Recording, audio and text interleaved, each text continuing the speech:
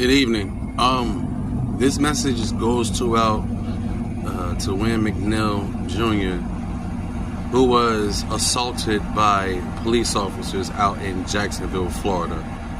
Now, I'm not a police officer. I'm a civilian myself, and a former ex-felon. 2008 was my release date, and I was incarcerated for receiving stolen property. Now, I understand, that you have laws and rules and regulations to follow, but I'm not a racist. I don't want this video to make it sound racist, but why every time there's always a bunch of rednecks surrounding an Afro-American vehicle?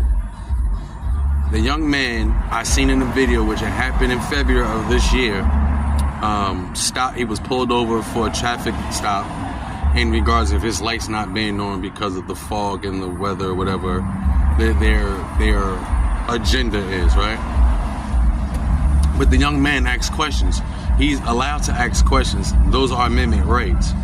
And then when he asks for a sergeant, a supervisor to come, he said, okay guys, go ahead.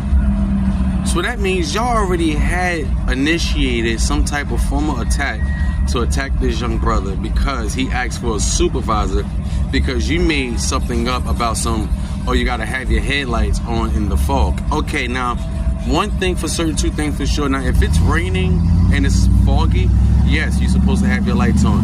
But in Florida, there's no damn rain and fog like that. I'm pretty certain there's no rain and fog like that. But for y'all to honestly do that to that young man, that was very violating. And then not only once, you broke his window, and then you punched him in the face. You jabbed him with your left hand, and then when he came out the car, actually y'all grabbed him out the car, and then you sucker punched him again.